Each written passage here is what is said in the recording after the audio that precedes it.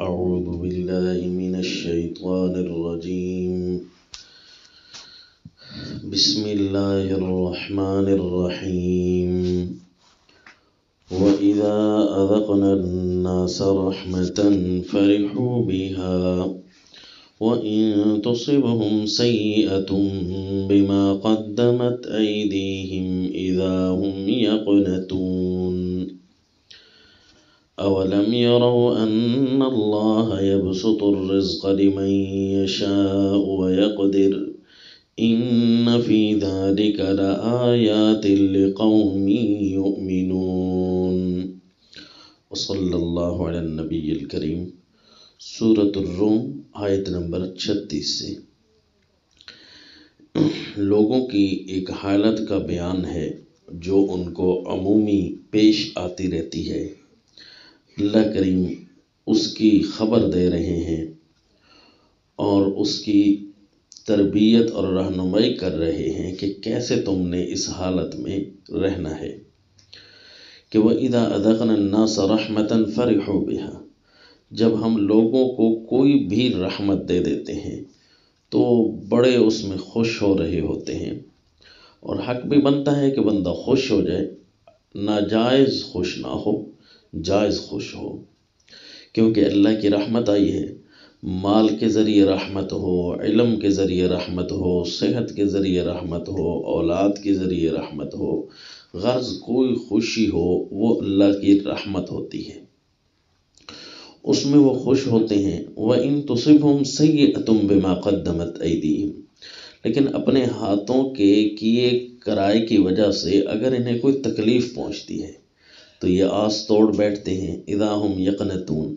تو نا امید ہو کر بیٹھ جاتے ہیں کہ اوہ ہمارے ساتھ یہ کیا ہو گیا. حالانکہ انہیں تکلیف پہنچی ہے، انہیں نا امید نہیں بلکہ کوئی اور بات سوچنی چاہیے تھی. وہ کیا ہے آگے بتایا کہ ان کو کوئی تکلیف، جو اشارہ یہ بھی کر دیا پہنچتی ہے کہ تکلیف تو وہ ہوتا اپنے ہاتھوں کا کیا کرایا ہے. کوئی نہ کوئی بندہ کام ایسا کر بیٹھتا ہے، بات ایسی کر بیٹھتا ہے، اس سے کوئی ایسی کمی پیشی ضرور ہوئی ہے جس کی وجہ سے تکلیف آئی ہے. کیونکہ سب کچھ جب اللہ کے اختیار میں ہے تو اللہ تو رحیم کریم ذات ہے، تو وہ تو کوئی تکلیف خواہ تو نہیں نہ بھیجے گا. یہ بندے کے اپنے کرتوت ہی ایسے ہوتے ہیں، کام ہی ایسے کر بیٹھتا ہے. اس کو صبح سے لے کر شام تک، شام سے لے کر صبح تک اس کے پاس کوئی نہ کوئی کمی اس کو خود بھی نظر آ رہی ہوتی ہے کہ میں نے یہ کام کیا ہے، مجھے یوں کرنا نہیں چاہیے تھا، میں نے یہ بات کی ہے، مجھے یہ کرنی نہیں چاہیے تھی، اچھی نہیں ہے یہ بات. جو بھی ہو تو کیا کرائے اپنا ہوتا ہے. اس کی وجہ سے کوئی بھی تکلیف پہنچ گئی، کچھ بھی ہو گیا، خوشی سے نکل گیا، وہ جو خوشی والی کیفیت تھی وہ ختم ہوئی، تو اب اس میں کیا کرایا تو اپنا تھا، لیکن یہ آس توڑ بیٹھتے ہیں. حالانکہ انہیں یہ سوچنا تھا، اولم یروا، کیا یہ سوچتے نہیں ہیں، انہوں نے توجہ نہیں کی کہ ان اللہ یبسط الرزق لمن یشاء ویقدر، کہ رزق تو اللہ ہی فراخ کرتا ہے جسے چاہتا ہے اور تنگ کرتا ہے جس کے لیے چاہتا ہے. طاقت تو ساری اللہ کے پاس ہے. یعنی اصل میں یہ جو رزق ہے جو ان کو کھانے پلانے پہننے رہنے کے لیے دیا گیا ہے، یہ رزق ان پر تنگ ہوتا ہے تو انہیں کوئی نہ کوئی تکلیف اور آزمائش آ جاتی ہے، مصیبت آ جاتی ہے.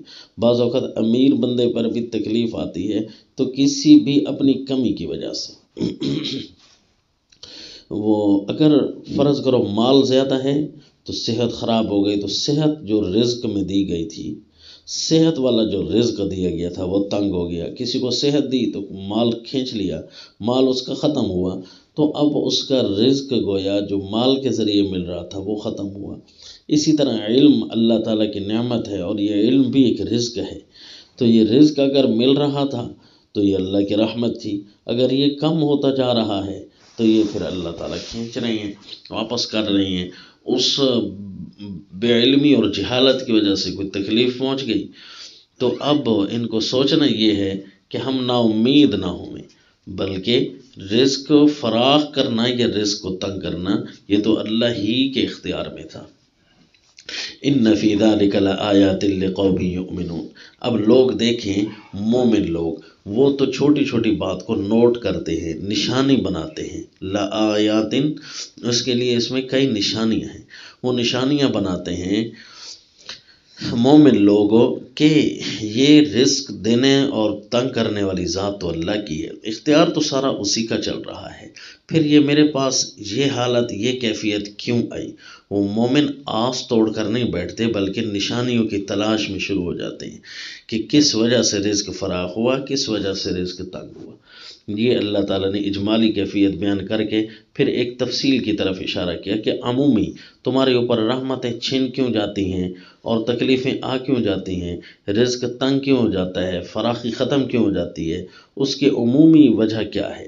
عمومی وجہ جو قدر مشترک ہے سارے لوگوں کے درمیان، وہ اس کی اللہ رہنمائی کر رہے ہیں کہ فآت ذی القربى حقہ والمسکین وابن السبیل ذلک خیر للذین یریدون وجہ اللہ واولئک هم المفلحون، کہ اپنے قریبی رشتہ داروں کو اس کا حق دو، ذی القربى جو رشتہ دار ہیں، یعنی رشتہ داروں کے حقوق کی اللہ توجہ دلا رہے ہیں کہ اصل میں کمی یہاں سے ہو رہی ہے جس وجہ سے تکلیفیں ٹوٹی اور جس وجہ سے تمہارے اوپر رزق کی تنگی آنی شروع ہو گئی، اصل میں کہیں نہ کہیں رشتہ داروں کے ساتھ زیادتی ہو رہی ہے۔ فآت ذی القربى حقہ، لہذا اگر رحمت لینی ہے اور تکلیفوں سے بچنا ہے تو پہلا تو یہ ہے کہ رشتہ داروں کو حق دو۔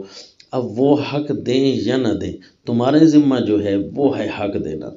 والمسکین، اگر کوئی آس پاس غریب ہے، مسکین کہتے ہیں هو الذی لا شیء له ينفق علیہ او له شیء لا یقوم بکفایتہ، تفسیر ابن کثیر میں ہے کہ وہ بندہ جس کے پاس ایسی کوئی چیز نہ ہو جس کو جو اپنے اوپر وہ خرچ کر سکے، یا چیز تو ایسی ہو لیکن لا یقوم بکفایتہ، اس کی ضروریات کو وہ پورا نہ کرتی ہو، تو وہ مسکین ہے۔ تو ارد گرد اپنے نظر رکھیں کہ ہمارا کوئی مسکین تو نہیں ہے، کوئی غریب تو نہیں ہے جس کے اپنے حالات تنگ ہو رہے ہیں، جو اپنے واجبات سے بھی دستبردار ہوتا جا رہا ہے، اپنے ضروری چیزیں بھی پوری نہیں کر پا رہا، تو اس کو بھی حق دیں، کہیں وہ تو کمی نہیں آئی۔ بعض اوقات اس چیز کی طرف توجہ عمومی نہیں ہوتی جس وجہ سے اللہ ناراض ہو رہے ہوتے ہیں اور اللہ اپنی رحمتیں چھین رہے ہوتے ہیں۔ اس کی بہت ساری مثالیں ہیں، اپنے ساتھ کام کرنے والے، اپنے ماتحت کام کرنے والے، یا اپنے ارد گرد رہنے والے، یا وہ لوگ جن کو ہم تنخواہ دے رہے ہیں، کہیں وہ کسی طرح تنگ دست تو نہیں۔ یہ ایک عمومی کیفیت ہوتی ہے جس کی طرف عدم توجہ کی وجہ سے بندہ اپنی رحمتوں سے محروم ہو جاتا ہے۔ وابن السبیل، اگر کوئی مسافر ہے، چاہے اپنا ہے چاہے پرایا ہے، چاہے وہ حق دیتا ہے چاہے نہیں دیتا، اس کا بھی حق اسے پورا کر کے دو۔ کہیں ایسا نہ ہو کہ وہ مسافر اب تنگ دستی حالت میں تمہارے قریب سے گزر گیا اور تم نے اس کو جاننے کے باوجود توجہ نہیں کی اور وہ مشکل میں تھا اور تم نے اس کی مدد نہیں کی۔ یہ عمومی وجہ ہوتی ہے کہ اللہ اپنی رحمت چھین لیتے ہیں۔ تو اس لیے فرمایا فآت ذی القربى حقہ والمسکین وابن السبیل ذلک خیر للذین یریدون وجہ اللہ، جو اللہ ہی کی ذات کو دیکھتے ہیں نا، جو اللہ ہی کی رضا کو دیکھتے ہیں، پھر انہیں کسی قسم کی پرواہ نہیں ہوتی کہ رشتہ دار حق دیں یا نہ دیں، مجھے تو دینا ہے کیونکہ میں نے اپنے اللہ کو جواب دینا ہے۔ والمسکین، کوئی غریب اس کی طرف توجہ کرے یا نہ کرے، وہ اس کو حق پورا دے رہے ہوتے ہیں کیونکہ انہیں اللہ کی رضا ہی مطلوب ہوتی ہے، وہ اللہ کے لیے کرتے ہیں، کسی کی شکریہ کے لیے تو نہیں کرتے۔ اسی طرح وابن السبیل، مسافر کو بھی اللہ کی رضا کے لیے دیتے ہیں۔ اللہ فرماتے ہیں یہ کام اگر تم نے کیا نا تو وَأُولَئِكَ هُمُ الْمُفْلِحُونَ، یہی لوگ تو پھر کامیاب ہو جائیں گے۔ اور آگے فرمایا سود کے قریب نہ جانا، یہ بھی دھیان کرنا، مال کو بڑھانے کی خاطر ما آتیتم من ربا لیربو فی اموال الناس فلا یربو عند اللہ، جو تم دیتے ہو سود کہ یہ بڑھ جائے گا لوگوں کا مال میں سے، تو یہ اللہ کے ہاں تو نہیں نہ بڑھتا۔ ہاں، جو زکوٰۃ تم دیتے ہو وما آتیتم من زکوٰۃ تریدون وجہ اللہ، جس میں اللہ تعالیٰ کی تمہیں رضا کی امید ہوتی ہے، فاولئک هم المضعفون، وہ مفلحون سے بھی دگنے ہو جاتے ہیں، کیونکہ پچھلی آیت میں فرمایا اولئک هم المفلحون، یہ کامیاب ہوتے ہیں، اور اس آیت میں فرمایا فاولئک هم المضعفون، یہ ان کامیاب لوگوں سے بھی ڈبل ہوتے ہیں جو زکوٰۃ کی ادائیگی کر رہے ہوتے ہیں اللہ ہی کی ذات کی رضا کی خاطر۔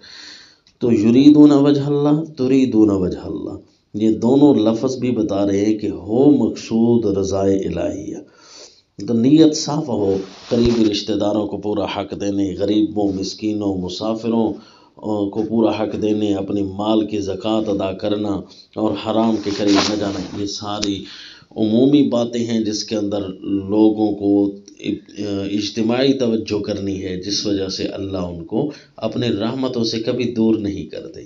تو رحمتوں سے دور ہو جانا اور تکلیفوں کا کبھی آ جانا، رزق کا تنگ ہو جانا اگر ہو تو پھر ان باتوں کی طرف توجہ کرنا، خصوصاً 4 باتوں کی طرف کہ رشتہ دار، مسکین، مسافر، ان کا کہیں حق تو نہیں مارا جا رہا، اور چوتھی چیز کہیں کوئی حرام یا سود جیسی چیز تو ہمارے مالوں میں شامل نہیں ہو رہی، پھر اللہ تعالیٰ رحمتیں واپس نہیں لیں گے، پھر اللہ رحمتیں ہی عطا کریں گے۔ وما علینا الا البلاغ۔